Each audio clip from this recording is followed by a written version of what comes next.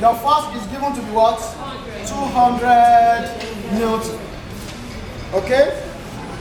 Now, let's say at a what? At a certain distance. Between two objects, at a what? At a certain distance. Let this one be what? F1. Okay? At F1, let's say R1 is what? R. We don't know the distance. We just said what? At a certain distance. So let the distance between two objects be what? Be R. Okay? Now let's say the value of the force. The value of the force when the distance is now what? Halved. Say, let's say F2 now is equal to unknown when your R2 is now what? When your R2 is now half of the previous distance. That's what they mean. They say when the distance is now what? It is now half. What it means is that this one, half of this one, is giving you R2. So therefore, R2 will not be what? R2 will not be what? R over 2. It will not be R over 2. Or you say half of what? Half of R. Which will give you, all we change to times. That's 1 times R. Which is what? R all over what? All over 2. What they are saying is that force is 200 Newton. Force is 200 Newton. When your distance is what? Is R. What will not be the force when the distance is now half of the previous distance? So we want to get the what? The new force. Now what we'll do is that from the formula of Newton's law of universal gravitation, which is this, Gm1m2 all over what? R squared. The meaning of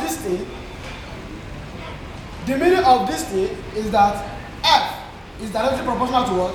M1, M2, and also F is inversely proportional to what? 1 over what? R squared. F is inversely proportional to what? R squared. Now, if you look at this one now, okay, we are using this one. Okay, it's either you use this one or you use this one, depending on the nature of the question. But if you look at the parameters that we are given, okay, it's obvious that we are using what? We are using this. Now, your force is not equal to, if you are using this one, it's not equal to what? K all over what? All over R squared. F is equal to what? K all over R squared. If you cross multiply, what do you have? You have K to be equal to what? F R squared. So at the same time, anytime you have this thing like this, it's still the same thing as F1 R1 squared, which is also equal to what? F2 R2 squared. So you can turn it to this.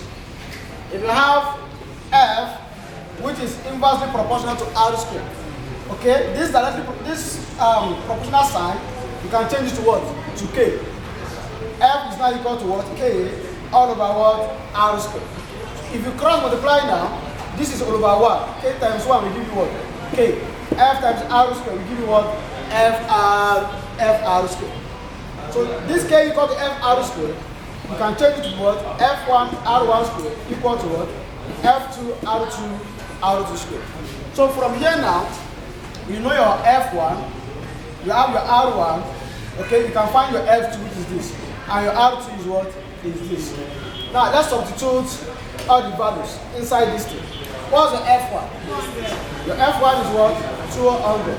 What's your R1? R. That is what? R1, R squared, right? Which is equal to, what's your F2? That's what we are looking for. What's your R2? It's not the R over 2, all of what?